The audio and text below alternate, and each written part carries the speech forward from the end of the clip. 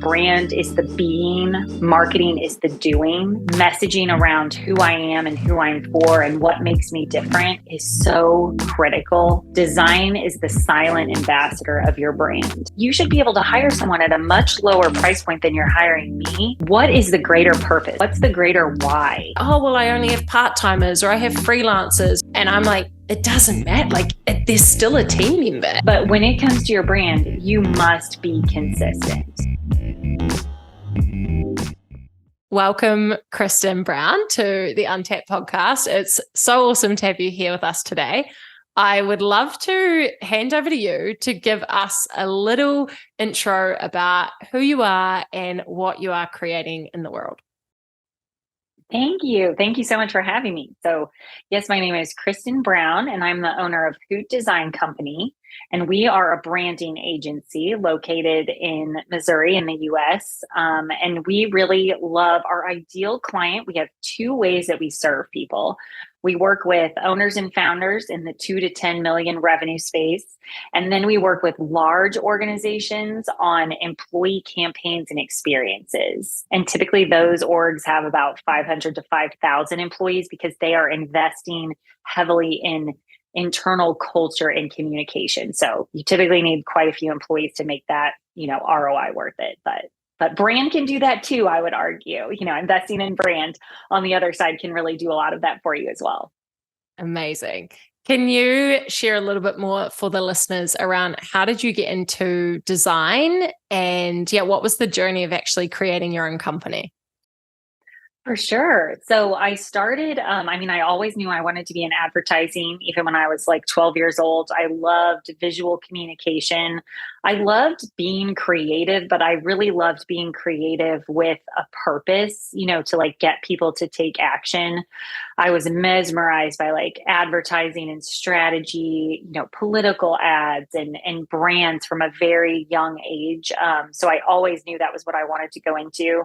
So after college, I moved to Chicago and worked at an ad agency there. And that was, definitely exactly what I wanted to do. I started in studio, if anyone knows what that is. It's kind of like production design, which was great because it was like going to grad school for design, and then moved into art direction, which is what I wanted to do. And then when around 2010, my husband got the opportunity to move back to Missouri and work for his, a large client there. And so we thought, this was probably a good opportunity for me to go out on my own because it would be lower cost of living. We thought it would be less risky than trying to do that in Chicago where, quite a bit of competition and stuff. Of course, so much of that has evolved and now we work with people from all over, but that was less common back then that you worked so virtually. So really I started working more locally, and that's how I launched Hoot Design Company, which funny enough, in the beginning, I always say the grass is always greener because I, was working with corporate clients at this agency and then was like, oh, clients are so tough. I want to do, I did retail paper is what Hoot started as, almost like a retail paper shop. So making custom, a lot of custom work for people. We did a ton of event paper. So huge, corporate events, but then also weddings. And that was really tough.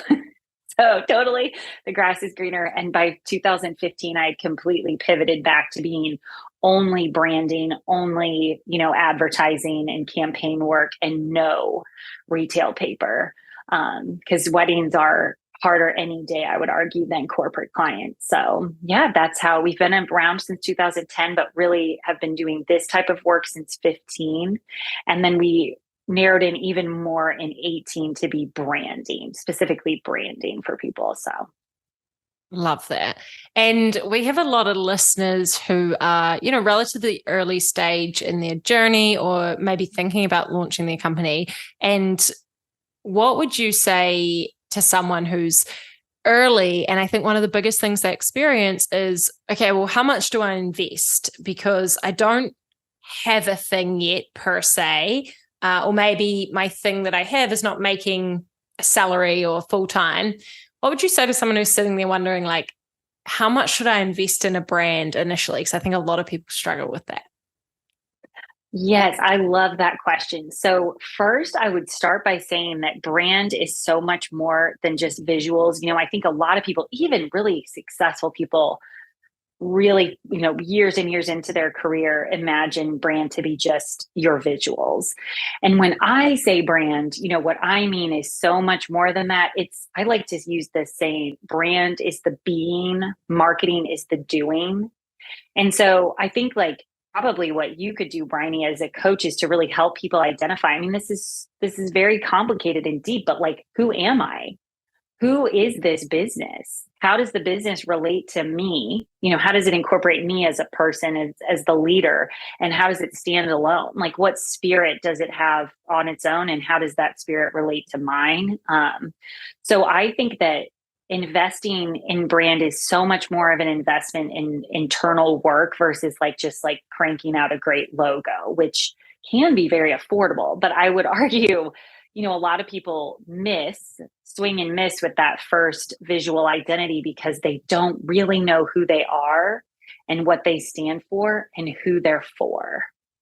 So I would say those are the things you need to identify first. And I would say if I'm starting out again, I would invest some time, not money, but I would invest some time into digging deep into what I'm trying to create. So that messaging around who I am and who I'm for and what makes me different is so critical to make a really strong foundation for the future. And your visuals, this is another beautiful quote I read somewhere. Design is the silent ambassador of your brand. So design is just the silent ambassador of your brand. It's meant to call in the right people on a really subconscious level. It's meant to communicate on a super subconscious level. And it's the way often it's the way we make people feel. But again, the brand is just so much bigger than that. And I love when people come to me and say like, I just need something like the Nike swoosh. Well, you're not, the Nike swoosh is such a small part of that overall brand identity. It's a small symbol that triggers your brain that says Nike. But what people love about Nike is so much deeper than their logo. And I actually think that if you haven't seen Air, it's so good. The movie Air, yeah, it's fabulous. And it's such a great lesson in brand. They show all this work about, how they had their values were up on the wall everywhere. Everyone really internalized. It's how they made decisions. And that's what brand should be. Brand is a framework for building culture and a framework for decision making. And it really is, it's your ethos. Who are you and how do we behave here? That is brand. I love that. And I think it's such an important conversation. You mentioned, the spirit of you as the creator of it and the spirit of the entity, the business, whatever it is that's coming through. I love that you touched on that. We talk about that a lot in our programs as well, is this alignment between you, the customer, and the business. And in that sweet spot, right, is for us, we talk about the business model and the offers and stuff, but is obviously a brand that represents all of that. And I think you touching on it is difficult in the beginning because a lot of people collapse identities like themselves within a brand. And it's interesting.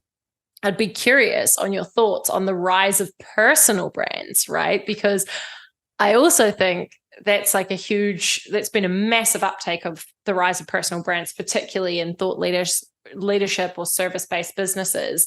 And interestingly, I find with that, and I'd be curious to get your take, but there's like you as a person, and then there's also you as a brand, as a personal brand, which is like not every single part of your identity has to go into this kind of personal brand. I'm curious, do you have any thoughts on what we've seen there and any like insights around I'm thinking for the listeners, how do you keep your own personal life and then also have a personal brand that is still congruent with a personal brand identity? Does that make sense? Like, how does it differentiate? Because I think a lot of people wonder, like, should I do a company, but it's kind of me, but how does that work? What's the difference? Yeah, I think that's such a good question. I think you're so right that it has become so prevalent now. Everyone knows what a personal, or most people know what a personal brand is, and probably that they need one if they are in a leadership position.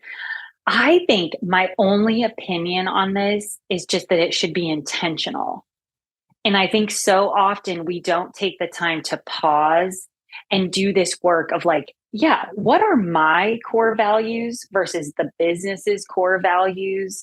What's my purpose here on earth versus the business's purpose here on earth? And then kind of, I think it helps so much with like, and then how do I behave in alignment with that purpose? How does my business behave? Or the people that work here behave? Or even our vendors and our clients behave? And I think, my only opinion on that is just take the time to make that intentional. Because when it's intentional, I think it's authentic and it can really resonate, but it can really, I think it makes a huge difference in our ability to actually have impact instead of like, okay, this shit's flying at me so fast, either as a human being or as a business owner, and I'm making these decisions on the fly. That's where we often get into trouble. Great advice. Great advice. And probably, I was lucky enough to have people around me who helped me with brand early on. But one place I definitely got confused was like how much of my personal life I had to share. And I wish I had taken more time around defining my personal brand as well. Like you said, it's like you can have the business brand and then what you as a person want to be sharing and the message you still want to be giving. Yeah. Do you think, I'm curious, I kind of feel like some people really just get branding. Like it's immediate for them. They see it. They get it. They're like campaigns, messaging, branding. It's just innate. And then I think for some people, it's like creating a cohesive brand and a cohesive message can be really, it's just not a skill set they have. And you mentioned investing time, which I love. And, I also think you could put some money behind it too, and save up and get something done. You have a methodology for how you support people, right? In the process that you work on. Is there anything more you could share? Yeah, you mentioned a couple of things, but about that kind of formula and process that you do with people. Yes, I would love to share that. And I'd be happy, Bryony, to give your listeners access to our workbook, which is the way that we would walk people through our process. So our process has been honed over the years. Definitely in the beginning, we just did visuals. That was what we were known for because my background was as an art director, as a designer. And then it grew because it became so clear to me, especially through owning my own business, how critical culture was to building a successful business and how critical, building that bigger framework for decision making was going to be. And so I think now our process includes all of that foundational work too. So we start with something called brand heart. And for us, that is identifying your vision, your purpose, and your values. And then also, how do we provide messaging and clarity around all of those things? So I've seen documents from other people, which I think it's so fascinating, like people who've done this work before and they send it on and I'll be like, oh my gosh, okay, this is fascinating. It was almost like they mined the information and then they just handed that over to the business owner. So here's like 20 pages of notes or something. So the discovery was there, but this missing component of taking that discovery and translating it into one document, very concise text that your employees or your vendors or your clients would actually read. Because no one's going to read 25 pages of notes. And if your whole team can't articulate their values, the values and what they mean here, that is meaningless. And so I think what we are really good at is not only mining for those stories, and often we bring in an organizational psychologist to really get to the heart of that, to get to brand heart. But we are going to turn that into scalable information that can be handed off to people that they can read and internalize very quickly, as any good marketing person should be able to do. Then next, we transition from brand heart into positioning. So that's the whole, like, what's your point of difference? You and I were talking about mental models. What's like your ownable IP that, sets you apart? And then who you're for. We do a very deep dive on who you're for. And I get this feedback all the time, like, we'll work for everyone who likes food, anyone that drives a car. So I would say your marketing can be for multiple people, right? Don't think about 2 years from now when you're doing a marketing campaign. What I need you to think about right now is who this brand is for. And the brand needs to be for one brand advocate. And that is so that you have a North Star that you can get very specific on. Because when we try to be for four different demos, it will water down. I'll see someone will send me a document that's like, we're for a 26-year-old woman and a 50-year-old man. I mean, right there, we have a major discrepancy. And so what will happen is it will get watered down. And people are inundated with messaging today, 4,000 messages a day. So try cutting through the clutter when you are trying to speak to a wide market. Obviously, there are plenty of 26-year-old women in the world to build a business around, Absolutely. So another thing that can help calm people around that is to think of it as a bullseye. So we're trying to hit a bullseye in the center, but we're going to hit a bunch of people around that bullseye too. Right. Or like for us, we target a female entrepreneur. We work with more men than women though. But I would argue we bring in the right man.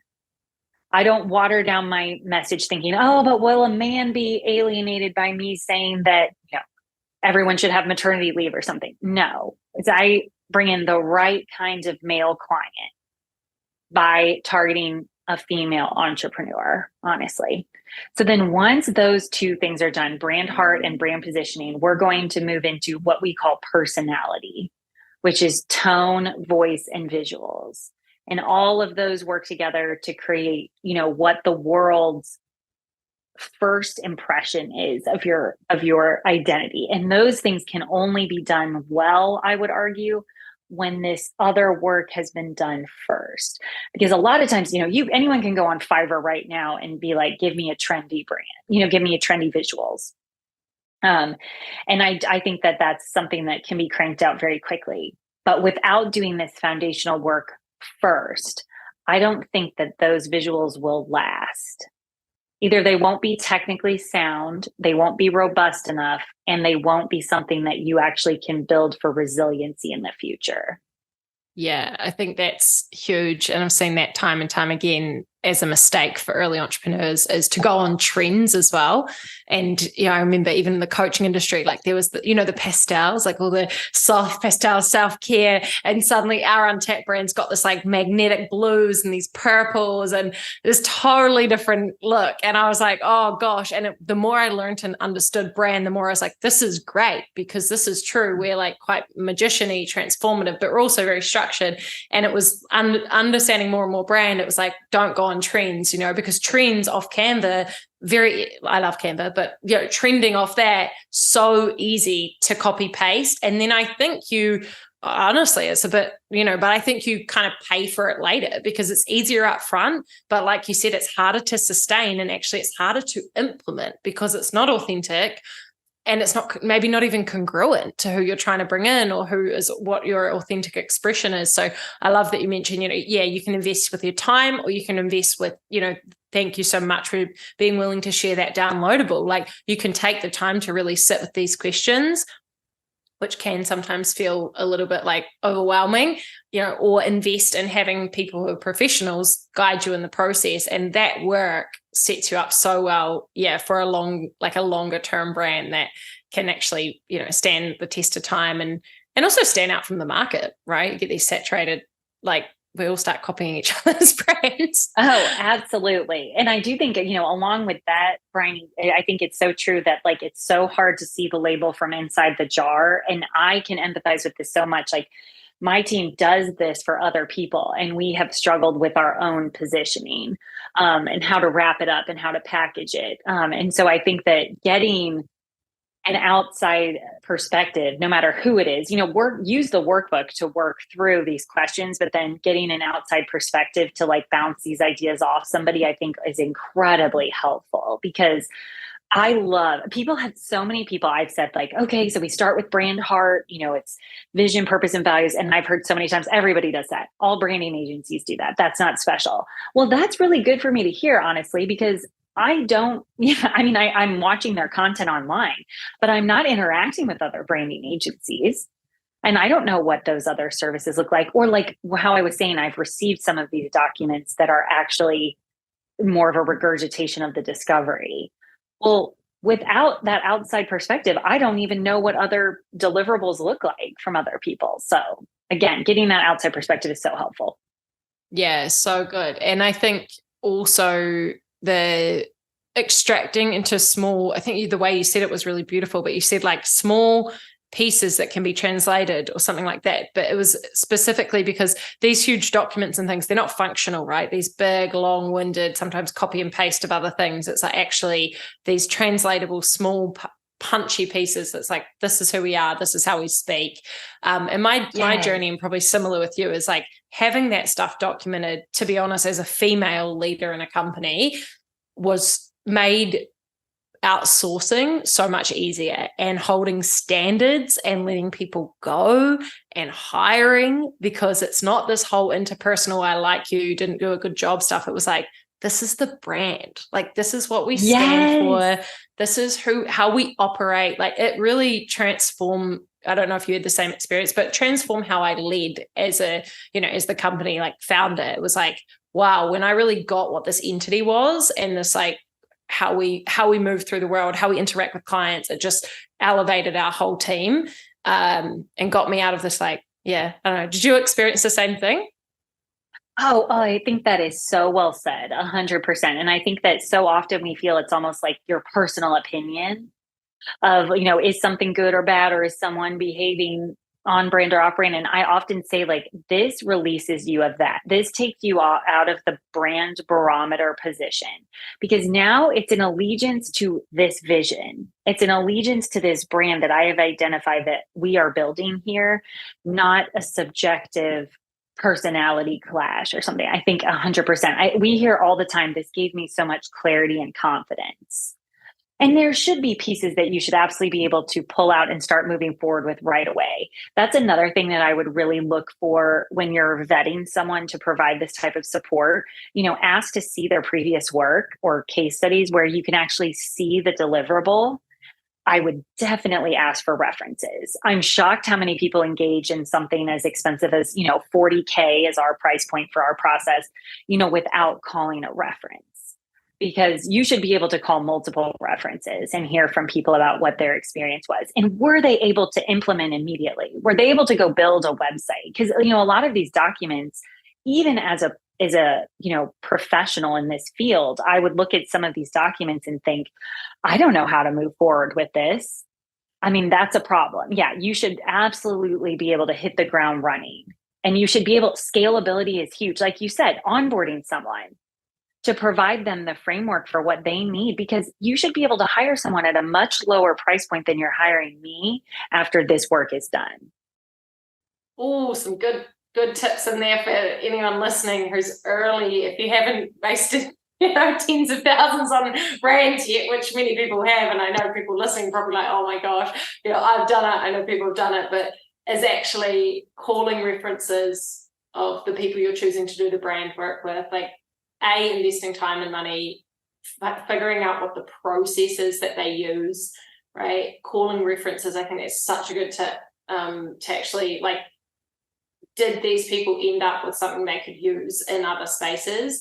And you mentioned a couple of other really good things, like being able to take that and like put it into a website, translate it onto socials quickly, and have something that you could almost like give to a copywriter or give to a social media person, because I agree, I haven't seen that always as the case. It's like, it's not an easy thing that you can then, because when you outsource, that's the exact asset you give to someone, right? It's like, okay. Exactly. So, that's why we call this thing the brand guide, and this should be able to be the framework, the guide for anyone producing on your behalf, whether it's blogs, emails, social media, video content. It should all be able to ladder up to the brand picture that you've created. And this happens so often.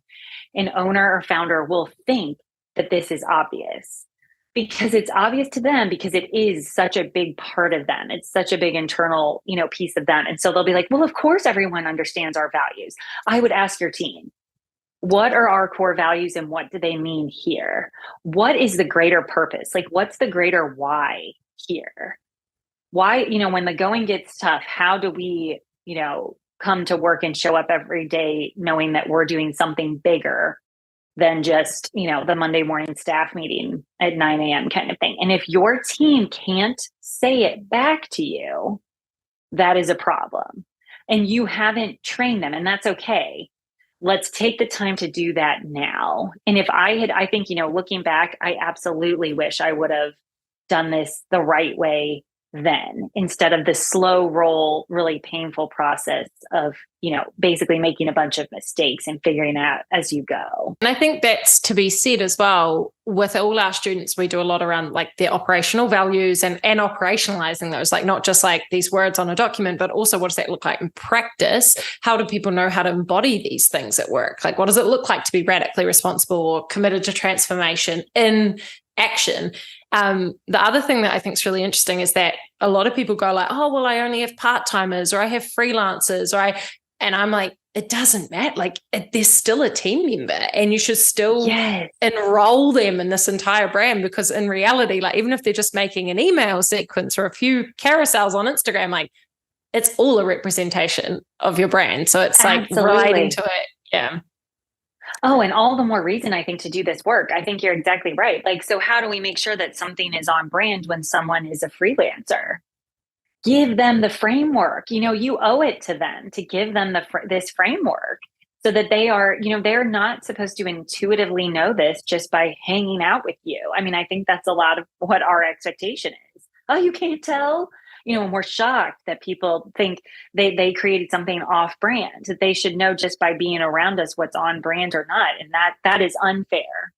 Yeah, absolutely. I love that. It's really activating that visionary leader. Like, it's on you. Like, you got to get these assets created and share them. And what would you say? You've worked at a huge scale as well, and you're also, you're a female entrepreneur yourself, and I know you're in communities where you've seen. Is there any kind of patterns, for anyone listening? You're going to give that guide and spend some time like really investing. Is there any other mistakes you see people make with their brands that you would give a word of wisdom to anyone listening around, like, diluting? You mentioned diluting the brand, or any insights? Yeah, I would definitely say that one of the first things that you can see right out of the gate is when visuals are not cohesive. So I used to use this example all the time of like, it's better to have bad cohesive visuals than beautiful visuals that are all over the place, because you are just adding to the noise. No one will remember. You will, and that erodes trust. And whenever we are asking people to exchange either time or money, we are asking for trust. And so when you are completely inconsistent, especially outsourcing, this happens all the time with outsourcing, because that designer is just doing what either their style is or they feel like today. Maybe they feel like purple or whatever. And when you have no brand guidelines, they use whatever font, they use whatever illustration style is comfortable for them, or what's popping up on Canva at the moment. And that really erodes trust. And often people will say, well, we're bored. We're bored of we're sick of using, too bad. Go make a birthday party invite or something on Canva then for fun. But when it comes to your brand, you must be consistent. And people need to see things at least 7 times before they remember. There are so many stats that prove that consistency is absolutely key. And so that's like the number one newbie mistake, I would say, is not committing to a logo, a color palette, a font palette from the beginning. That's like table stakes. That should be like a no-brainer for people. For sure. I think you hit that perfectly, though. There's a couple of things, right? It's like when you start outsourcing that to some admin or content creation support and they're bored. And I do think I am with you. Like, we, especially as creators or entrepreneurs, like we do get bored very quickly. It's part of our programming. So actually realizing like if you can't withhold the urge to innovate or kind of train wreck your brand, like, you shouldn't be doing it, because it should feel boring. And I think the impact what you shared is like that it does erode trust is really huge. It's like it's like is it 80-20, like 80% consistency and 20% novelty. If you're going to do something a bit fresh and fresh imagery, or then just a little bit of that, and it's amazing. I find even with our brand, it's quite consistent, right? And it's the color palettes, the fonts, like across the board. And then every now and again we'll like pop in we just got some new photos done, new imagery, and everyone's like, whoa, because it's like this like thing of novelty. They're like, whoa, I've never seen these photos before. So have you got any advice for people in the evolution of their brand in terms of, how you then, because people do get bored, how do you then evolve a brand? Do you have any words of wisdom for people? Maybe they're feeling a bit stagnant or things have actually changed quite a lot in terms of evolving a brand. Totally. I would definitely say that, anytime you're talking to a new demographic, you need to reevaluate. And that happens a lot in a business. You will level up. When I first started, we worked with people like, are easily $5,000 was our price point. So that is a much different consumer than it is today. And my brand needs to evolve to reflect that consumer. The thought leadership needs to evolve, the content, and, the look and feel certainly needs to match that consumer, whether or not it actually has to evolve or not. So as soon as you realize we are talking to a different consumer, a much different consumer, we need to evolve. We need to think about the way we're communicating to them. And then in general, I usually say every 5 years or so, it would be normal to kind of at least evaluate, not necessarily change, but evaluate, do we look on trend to a degree? Do we look, certainly you don't want to look stagnant. But again, if these choices are intentional, that's like number one. Is this intentional? We are not flippantly changing or deciding to change because we're outsourcing to a designer who loves this kind of style. That's not intentional. I'm laughing at the myriad of designs we've had in 7 years of business. I should do a little compilation of all these interesting things and I've been guilty of being the one driving those, innovations, we could call them. But absolutely. I think that's beautiful advice. It's really when that demographic changes, it's time to elevate things or shift, and so you can evolve. That's really, really awesome. Where can people find out more about you and follow along what you're doing? Because I love following your TikToks, and obviously, would love to just share with the listeners where they can find out more and get that amazing downloadable. Yes, thank you so much. So definitely you can visit us at hootdesigncompany.com. That's our website, and that's the best place to reach out. On TikTok, I am Kristen Brown, and on Instagram, I'm K to the G to the B. And then you can always find us at Hoot Design Company, Facebook, Instagram, and TikTok. You can see our content there. But please reach out. I love talking about this stuff. If anyone has questions, or I would be happy to jump on a Zoom and do a little brand audit or something for someone. So yes, please reach out, especially after you see our workbook. And if it's helpful or you have feedback or would like to talk about it, would be happy to do that with people. Awesome. Thank you so much for being here. Thank you for sharing decades of industry wisdom of the fundamental mistakes and the resources and the things to think about as our listeners grow their brands. Thank you. Thank you.